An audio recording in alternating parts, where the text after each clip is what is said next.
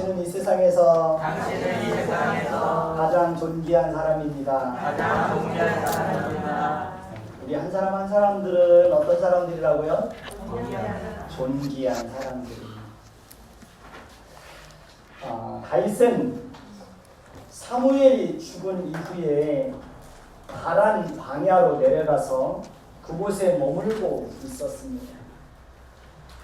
마온에 한 사람이 있었는데 그는 심히 부하여 양이 3,000마리요 염소가 1,000마리였습니다. 그 사람의 이름은 나발이었습니다. 나발은 완고하고 행실이 악하고 어리석고 불량한 자였다고 성경은 말하고 있습니다. 그의 아내 아비가일은 총명하고 용모가 아름다운 여자였다고 말하고 있습니다. 다윗이 나발이 자기 양털을 깎는다음을 광야에서 들었습니다. 양털을 깎는다는 것은 농부가 추수를 하는 날과 같아서 감사와 기쁨과 축제가 있는 날입니다. 다윗은 그 좋은 날에 소년 10명을 나발에게 보내어 자신의 이름으로 문안하게 하고 자신과 함께한 사람들을 위해서 필요한 음식을 제공해 줄 것을 요청하였습니다. 다윗이 나발에게 도움을 요청할 수 있었던 것은 나발의 목자들이 광야에서 양을 칠 때 항상 그들의 울타리가 되어주고 그들의 것을 하나도 잃지 않도록 지켜주었기 때문입니다. 다윗은 장차 이스라엘의 왕이 될 자이지만 자신을 낮추고 정중하게 예의를 갖추어서 도움을 요청하였습니다. 그러나 나발은 오히려 다윗을 모욕하고 조롱하기까지 하면서 이런 지하에 냉정하게 거절을 하였습니다. 다윗은 자신을 모욕하고 조롱하기까지 한 나발을 도저히 용서할 수가 없었습니다. 다윗은 자신이 모욕을 당하고 자신의 인격과 자존심이 짓밟히는 상황을 만나게 되자 순식간에 분노의 감정에 사로잡히게 되었습니다. 사람은 누구나 할 것 없이 모욕을 당하고 인격과 자존심을 짓밟히게 되면 순식간에 자제력과 평정심을 잃어버리고 분노의 감정에 사로잡혀서 거친 말과 거친 행동들을 쏟아내게 되어 있습니다. 사람은 누구나 할 것 없이 인격이 무시당하고 자존심이 상하면 참지를 못합니다. 그래서 평상시에 그렇게 인격이 훌륭해 보이던 사람도 인격이 무시당하고 자존심이 짓밟히면 순식간에 돌변합니다. 따라서 우리는 상대방의 인격과 자존심을 공격하고 짓밟고 모욕하는 행동과 말을 항상 조심해야 합니다. 상대방을 업신여기고 조롱하고 비웃는 말을 절대로 해서는 안 됩니다. 아이들의 인격도 무시하면 안 됩니다. 아이들의 자존심을 짓밟는 말이나 그런 행동도 부모들은 항상 조심해야 됩니다. 그러면 아이들 마음속에서도 분노가 일어납니다. 항상 조심해야 합니다. 갑작스럽게 일어나는 무서운 살인이나 끔찍한 사고는 상대방의 인격과 자존심을 짓밟고 공격할 때 순식간에 분노의 감정에 사로잡혀서 일어나는 경우들이 대부분입니다. 그래서 우리는 항상 말과 행동을 조심해야 합니다. 그 어떤 경우에도 상대방의 인격을 존중해주고 자존심이 상하지 않도록 배려해주고 어떤 상황에서도 상대방에게 말을 따뜻하게 있어야 됩니다. 항상 따뜻한. 23장에 보면 다윗이 사울을 죽이고 왕이 될 수 있는 절호의 기회가 주어졌지만 다윗은 원수를 갚고 보복하는 것을 철저하게 하나님께 맡기고 자기와 함께한 사람들에게도 사울을 해야 하는 것은 하나님께서 금하신 것이니 사울을 죽이는 일을 해서는 안 된다는 사실을 분명하게 말합니다. 그런데 다윗은 나발이 자신을 모욕하는 말을 했을 때 한순간에 분노의 감정에 사로잡혀서 나발과 그에게 속한 모든 남자를 다 죽이겠다고 자기가 칼을 차고 400명의 군사들에게도 칼을 차게 합니다. 그리고 죽이겠다고 떠납니다. 그 사실을 알게 된 나발의 아내 아비가일이 급하게 다윗과 그의 일행들을 위해서 음식을 준비해서 다윗을 만나러 떠납니다.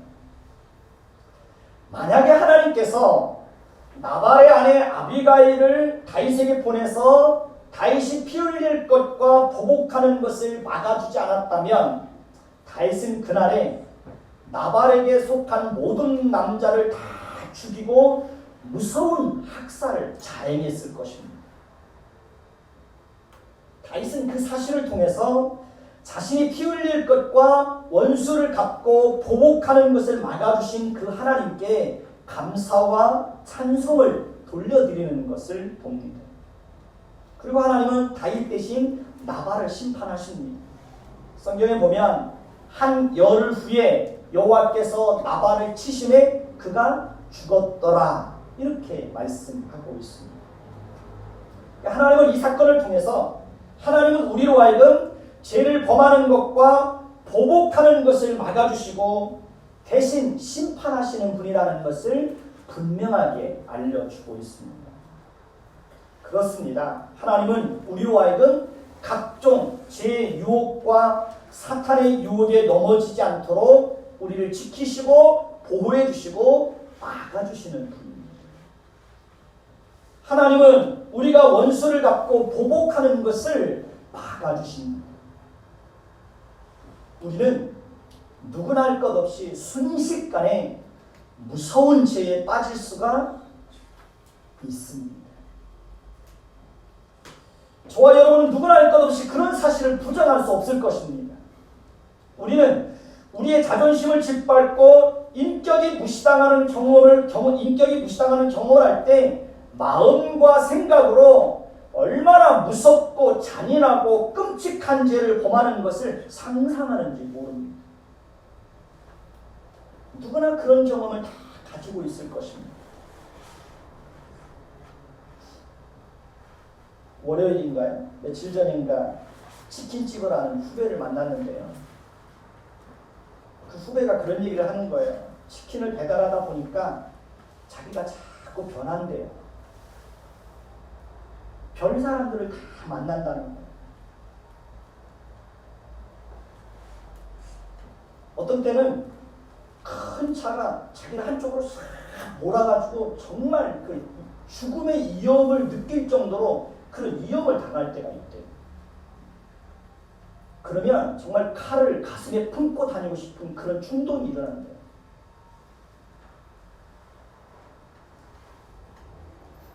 그래서 자꾸 자기가 변하는 자신의 모습을 본다는 거예요.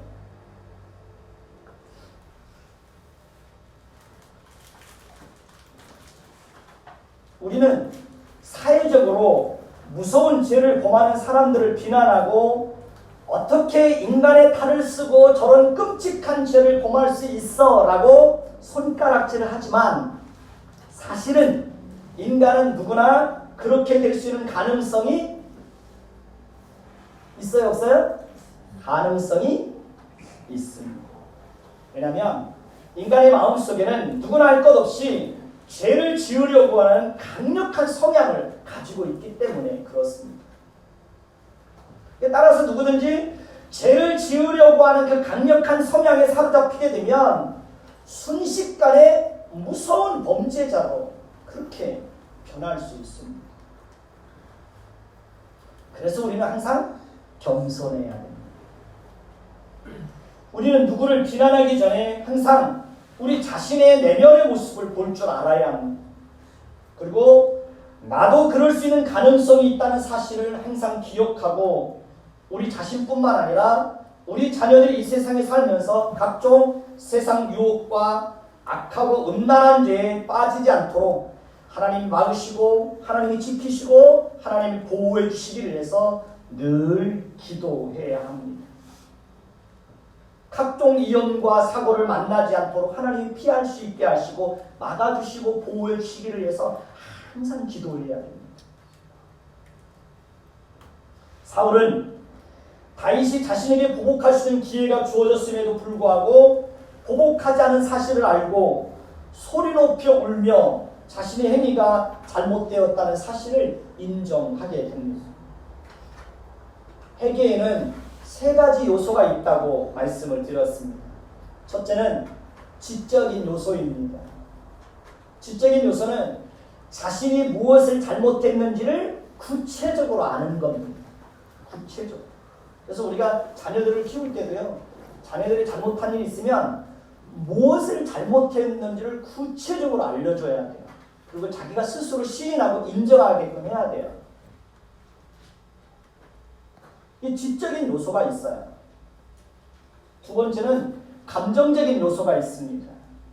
감정적인 요소는 자신의 잘못과 실수에 대해서 마음 아파하는 거예요. 눈물로 참회의 기도를 드리는 거예요. 통렬하게 반성하는 거예요. 세 번째는 의지적인 요소가 있습니다. 의지적인 요소는 잘못된 길에서 구체적으로 돌이키는 겁니다. 그러니까 의지를 가지고 잘못된 길에서 구체적으로 돌이키는 모습이 없으면 아무리 자신이 무엇을 잘못했는지를 알고 감정적으로 눈물을 흘리며 회개하였다고 해도 의미가 없어요. 의미가 없어요. 그러니까 돌이켜야 돼요. 돌이켜야 돼요. 그러니까 같은 실수와 같은 잘못을 반복하지 않도록 하기 위해서 끊임없이 노력해야 돼요. 그러니까 의지를 가지고 구체적으로 잘못된 길에서 돌이켜야 돼요. 그래야 변할 수 있어요. 변해야 희망이 있어요. 변해야 살 수 있어요. 변하지 않으면 희망이 없어요. 변해야 살아요.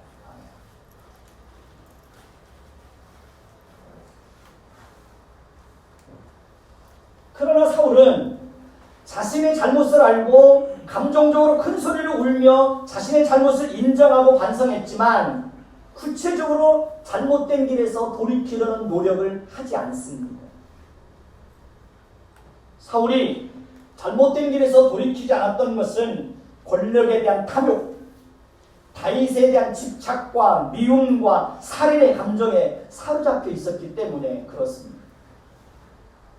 집착은 무서운 병입니다. 돈에 대한 집착, 권력에 대한 집착, 사람에 대한 집착, 각종 집착하는 게 있어요. 그 집착은 때로는 무서운 결과를 가져온다고 말씀을 드렸습니다. 한 사람의 인생을 파멸과 죽음으로 몰아가기도 합니다. 따라서 우리는 우리가 집착하는 그 무엇이 있다면 그 집착으로부터 벗어날 수 있기를 위해서 늘 기도해야 됩니다. 그리고 집착을 버려야 됩니다. 사람에 대한 집착도, 돈에 대한 집착도 자꾸 버려야 됩니다. 작은 집착도. 그래야 마음의 평안과 자유를 누릴 수가 있습니다. 사울은 다윗에게 악을 행하였지만 다윗은 사울에게 악을 행하지 않습니다. 그러나 사울은 여전히 다윗에게 다윗에게 악을 행하는 것을 멈추지 않습니다. 다윗과 사울의 딸 미갈은 합법적인 결혼 관계에 있었습니다. 사울의 딸 미갈은 공적으로 다윗의 아내입니다. 그런데 사울은 일방적으로 다윗과 자신의 딸 미갈과의 결혼 관계를 파괴하고 자신의 딸을 다른 사람에게 줍니다. 뿐만 아니라 사울은 다윗이 하길라 산에 숨어 있다는 사실을 알고 이번에도 다윗을 찾아서 죽이려고 이스라엘에서 택한 사람 3,000명과 함께 십광야로 내려갑니다. 사울이 광야 하길라 산가에 길가에 진을 쳤습니다. 다윗과 정탐꾼이 어두운 밤을 틈타 사울이 진친 곳에 이른즉 사울과 그의 군대 장관과 군사들이 다 누워서 잠을 자고 있었습니다. 다윗은 그들이 모두 잠들어 있는 것을 알고 아비새와 함께 그 밤에 사울과 그의 군사들이 진을 치고 있는 곳으로 들어갑니다. 다윗과 아비새가 보니 사울이 진영 가운데 누워서 자고 창은 머리곁 땅에 꽂혀 있고 아브넬과 백성들은 그를 둘러서 다 누워 있습니다. 다윗과 함께 갔던 아비새가 그 상황을 보고 이렇게 말합니다. 오늘 말씀 8절 한번 보십시다. 오늘 말씀 8절입니다. 체린아, 오늘 말씀 8절. 체린이가 한번 읽어봐. 성경책 없어? 예진이한테 읽으라고 그래. 오늘 말씀 8절.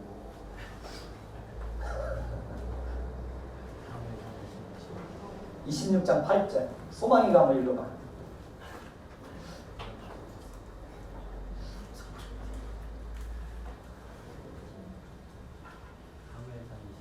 사무엘상 26장 8절. 성경도 안 피고 있었구만.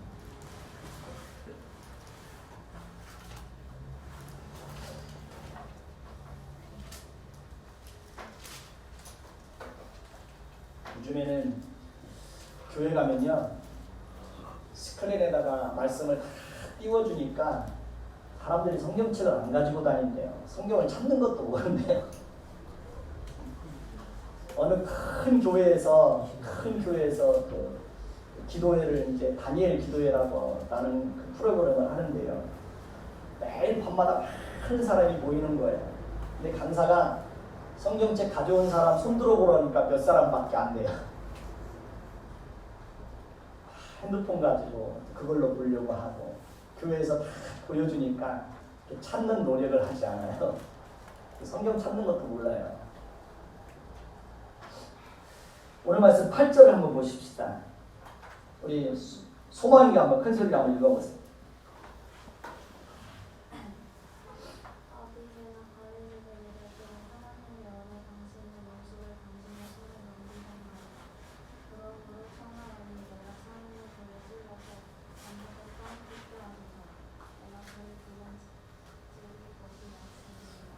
다윗은 아비새가 당장의 창으로 그를 찔러서 죽이고 원수를 갚겠다고 말했을 때 어떻게 반응합니까? 9절에서 12절을 한번 보십시오. 돌아가면서 읽겠습니다. 9절에서 12절입니다. 제가 먼저 읽습니다. 다윗이 아비새에게 이르되 죽이지 말라. 누구든지 손을 들어 여호와의 기름 부음 받은 자를 치면 죄가 없겠느냐 하고 다윗이 또 이르되 여호와께서 살아계심을 두고 맹세하노니 여호와께서 그를 치시니 혹은 죽을 날이 이르거나 혹은 전장에 나가서 내가 손을 들어 여호와의 기름 부음을 받은 자를 치는 것은 여호와께서 금하시나니 너는 그의 머리 곁에 있는 창과 물병만 가지고 가자 하고 다윗이 사울의 명에서 창과 물병을 가지고 나가되 아무도 보거나 눈치채지 못하고 뛰어있는 사람도 없었으니 이는 여호와께서 그들의 길이 상태를 하셨으므로 그들이 다 만들게 했기 때문이었다. 아멘. 다윗이 아비새가 사울을 당장에 죽이고 원수를 갚자고 말했을 때 다윗이 그것을 금한 이유가 무엇일까요? 첫째는 하나님이 세우신 질서에 순종하기 위해서입니다. 모든 권위는 누가 준 거예요? 하나님이 주신 겁니다. 우리는 모든 권위는 하나님이 주신 것으로 알고 그 권위를 존중하고 그 권위 앞에 순종해야 합니다. 우리는 부모에게 주신 권위에도 항상 어떻게 해야 됩니까? 순종해야 됩니다. 우리는 윗사람에게 주신 권위 앞에서도 어떻게 해야 돼요? 순종해야 됩니다. 우리는 스승의 권위에도 어떻게 해야 돼요? 순종해야 됩니다. 부모들은 자녀들을 학교에 보낼 때 그 스승의 권위 앞에 부모 스스로가 순종하는 모습을 보여줘야 됩니다. 아무리 세상에서 사회적인 지위가 있고 권력이 있고 돈을 가지고 있어도 나이가 더 많아도 스승 앞에 가면 자신의 모든 것들을 다 내려놓을 수 있어야 돼요. 그리고 그 권위를 존중해주고 그 권위 앞에 순종하는 모습을 보여줄 수 있어야 됩니다. 그게 질서입니다. 질서. 근데 보통 보면 세상에서 어떤 권력과 지위와 부와 어떤 자신이 힘을 가지고 있으면 선생님을 알기를 우습게 알아요.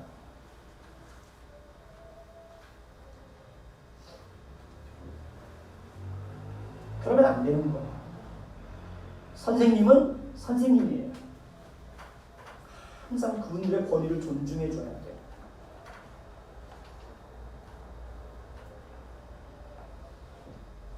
우리는 지도자들에게 주신 권위에도 항상 순종해야 됩니다. 최종적인 권위자는 하나님입니다. 따라서 우리는 하나님의 말씀의 권위 앞에 항상 순종해야 됩니다. 권위에 도전하고 권위를 거스리는 것은 하나님이 세우신 질서를 거역하는 것이고 하나님에게 죄를 범하는 것이 됩니다. 하나님은 질서의 하나님입니다. 하나님은 질서를 거역하고 거스리는 것을 정말 싫어하십니다. 따라서 우리는 어디를 가든지 하나님이 세우신 질서에 순종하는 모습을 통해서 덕을 세울 수 있어야 합니다. 그 사람이 성숙한 사람입니다. 두 번째는 보복하고 원수 갚는 것을 철저하게 하나님께 맡기기 위해서였습니다. 다윗은 하나님께서 나발을 치신 것처럼 사울을 치시든지 혹은 죽을 날이 이르게 하거나 또는 전쟁에 나가서 망하게 할 것이라는 사실을 믿었습니다. 그렇기 때문에 다윗은 다시 한번 사울에게 보복할 수 있는 특별한 상황이 주어졌지만 자신의 손으로 원수를 갚지 않고 원수 갚는 것을 철저하게 하나님께 맡기는 것을 봅니다. 하나님은 사울과 그의 군사들로 하여금 깊은 잠에 빠지게 하여서 다윗과 아비새가 자신들의 진영에 들어와서 사울의 창과 물병을 가지고 가는데도 아무것도 모르게 한 것은 다윗으로 하여금 그가 정말 원수를 갚고 보복하는 것을 철저하게 하나님께 맡기는지 그가 하나님의 말씀에 순종하는지 하나님이 세우신 질서에 그가 어떤 모습으로 반응하는지 다윗을 시험하고 있는 거예요. 저와 여러분도 인생을 살면서 각기 다른 많은 상황과 문제들을 만나게 될 것입니다. 그것이 경제적인 문제일 수 있고 인간관계의 문제일 수 있고 육신의 질병의 문제일 수 있고 자녀들의 문제일 수 있고 직장의 문제일 수 있습니다. 무지개는 7가지의 색깔을 가지고 있다고 그러죠. 그러니까 무지개는 7가지 색깔을 가지고 있습니다. 그런데 사람들은 수만 가지의 색깔을 가지고 있어요. 1000명이면 1000명이 그 사람이 가지고 있는 색깔이 다 달라요. 그 사람이 가지고 있는 성향이나 성격이나 어떤 일들에 대해서 반응하는 것이 사람들마다 다 달라요. 우리도 어떤 상황들을 만날 때마다 일관된 방식으로 그 상황에 반응하기보다는 그 상황에 따라서 우리가 반응하는 그 반응하는 모습들도 다 달라요.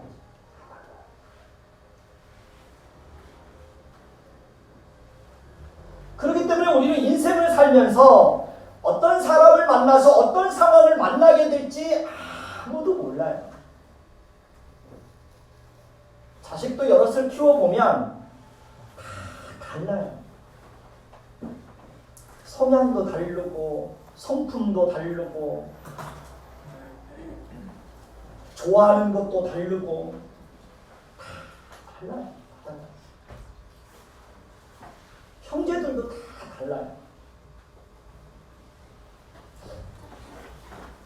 하나님은 우리가 어떤 상황을 만나든지 정말 하나님을 의지하고 모든 것을 하나님께 맡기고 하나님의 말씀에 순종하는 자인지 우리의 진심을 보고 싶어 합니다.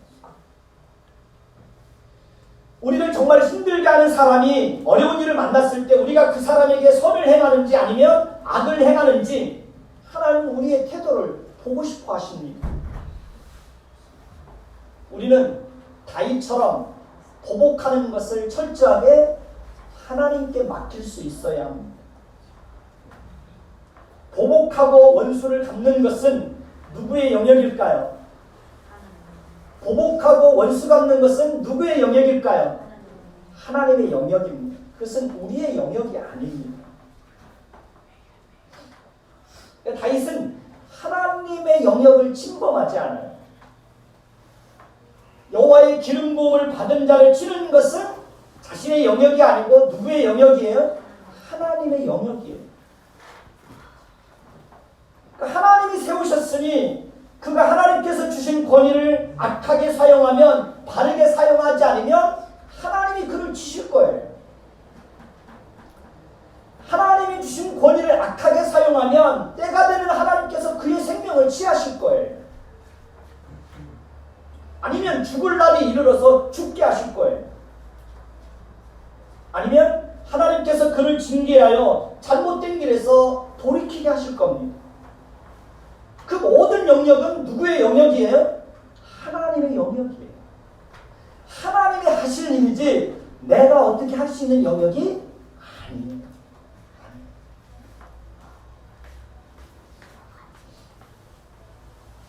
세 번째는 하나님의 때를 기다리기 위해서입니다. 다윗은 하나님에 의해서 이스라엘의 왕으로 기름 부음을 받고 세움을 입은 자입니다. 그러나 현재 이스라엘의 왕은 사울입니다. 다윗은 그 사울에 의해서 수년 동안 피난살이를 하며 많은 고통을 겪고 있습니다. 그렇기 때문에 다윗은 보복할 수 있는 절호의 기회가 주어졌을 때 얼마든지 사울을 죽이고 자신의 힘으로 왕의 자리에 오를 수 있었습니다. 그러나 다윗은 그 방법을 택하지 않아요. 다윗은 하나님의 때를 기다립니다. 다윗은 그 때를 폭력으로 앞당기려고 하지 않습니다. 다윗은 자신의 욕심을 가지고 스스로의 힘으로 권력을 탈취하려고 하지 않습니다. 다윗은 더디 가더라도 바르게 가는 길을 선택을 합니다.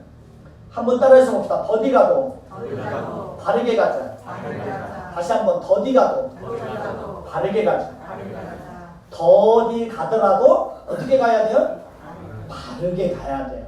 그게 중요한 거예요. 그게 중요한 거예요.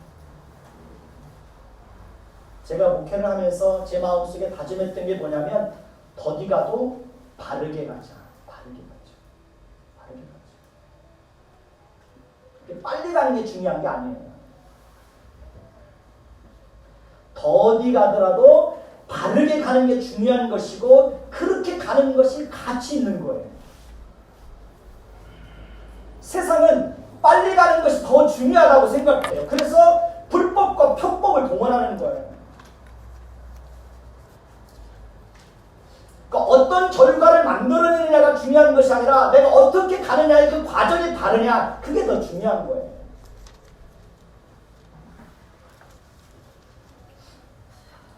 하나님의 나라는 폭력과 보복과 힘으로 다스리는 나라가 아닙니다. 하나님의 나라는 공유와 국률에 의해서 다스려지는 나라입니다. 다윗은 하나님 나라의 통치 원리를 잘 알고 있었기 때문에 원수를 갚는 것을 공의의 하나님께 맡기고 자신은 여전히 사울에게 국률을 베풉니다. 우리도 보복하는 것을 공의의 하나님께 맡기고 원수가 목마르고 줄이고 배고프고 입을 것이 없을 때 그들에게 마실 것과 먹을 것과 입을 것을 주어야 합니다. 우리는 원수가 고통당할 때 그를 저주할 것이 아니라 그를 위해서 축복해 줄 수 있어야 합니다. 그것이 긍휼입니다. 네 번째는 하나님께서 자신에게 성실과 공의로 갚아주실 것을 믿었기 때문입니다. 오늘 말씀 23절에서 24절을 보시기 바랍니다. 오늘 말씀 23절에서 24절을 보시기 바랍니다.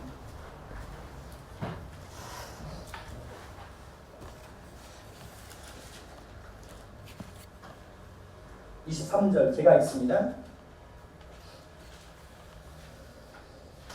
여호와께서 그 사람에게 그의 공의와 신실을 따라 갚으시리니 이는 여호와께서 오늘 왕을 내 손에 넘기셨으되 나는 손을 들어 여호와의 기름 부음을 받은 자 치기를 원하지 아니하였음이니이다.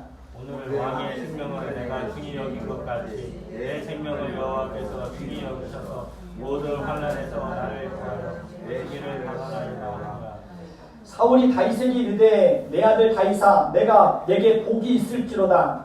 내가 큰 일을 행하겠고 반드시 승리를 얻으리라 하니라. 다윗은 자기 길로 가고 사울은 자기 곳으로 돌아가니라. 다윗은 자신이 사울에게 보복하지 않은 이유를 분명하게 말해요. 다윗은 하나님께서 그의 공의와 신실을 따라서 갚으실 것을 믿었기 때문에 자신이 손을 들어 보복하지 않았다는 사실을 분명하게 말합니다. 그렇습니다. 우리가 모든 것을 하나님께 맡기고 언제나 악을 악으로 갚지 않고 악을 선으로 갚으면 하나님께서 때가 되면 성실하게 갚아주실 때가 있습니다. 우리가 다른 사람의 생명을 귀하게 여기면 하나님께서 우리의 생명을 어떻게 할까요? 귀하게 여겨주십니다. 우리가 다른 사람을 환난에서 벗어나게 하면 하나님께서 우리를 환난에서 벗어나게 하세요. 우리가 고난당하는 자에게 긍휼을 베풀면 우리가 고난당할 때 하나님께서 우리에게 긍휼을 베풀어 주십니다. 다윗은 그 하나님을 알았기 때문에 자신의 방법으로 환난에서 벗어나려고 하지 않고 원수에게 선을 행할 수 있었던 것입니다. 선악간에 모든 것을 판단하시고 모든 것을 심판하시는 분은 하나님입니다. 하나님은 공의의 하나님입니다. 하나님은 치우치는 법이 없어요. 우리는 그 하나님께 모든 걸 맡기는 거예요. 그리고 내가 할 수 있는 일을 하는 거예요. 내가 할 수 있는 일은 뭐예요? 언제나 많은 사람들에게 하나님의 긍휼을 베푸는 거예요. 언제 그 사람이 나에게 악하게 대하던 항상 우리는 하나님의 긍휼을 가지고 그 사람을 대해야 되는 거예요. 그 사람이 나에게 악하게 대했으니까 나도 악하게 되고 그 사람이 나에게 주먹을 쳤으니까 나도 주먹으로 치고 이것은 하나님의 백성의 모습이 아니라는 거예요. 사울은 이 사건 이후로는 더 이상 다윗을 추격하는 일을 행하지 않습니다. 다윗이 자신에게 보복할 수 있는 기회가 2번씩이나 주어졌지만 자신에게 보복하지 않고 자신의 생명을 귀하게 여기고 긍휼을 베풀어 준 것을 알고 자신이 정말 어리석은 일을 행하였다는 것을 인정하고 더 이상 다윗을 죽이려고 하지 않습니다. 그리고 그는 이후에 블레셋과의 전쟁에서 전사합니다. 전쟁에서 죽는 거예요.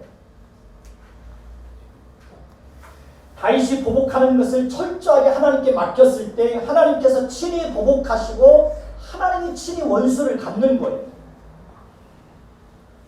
우리가 매일매일 싸워야 할 큰 싸움이 있습니다. 그것은 내 힘으로 내 방법대로 살 것인지 아니면 하나님을 의지하고 하나님의 방법대로 살 것인지. 여러분은 어떻게 하시겠습니까? 하나님을 의지하고 하나님의 말씀대로 사시겠습니까? 하나님의 방법대로 사시겠습니까? 아니면 내 방법대로 내가 원하는 대로 그렇게 사시겠습니까? 여전히 내 힘으로 살겠다고 하면 하나님은 그래 한번 네 힘으로 살아봐라 그리고 내버려 둘 거예요.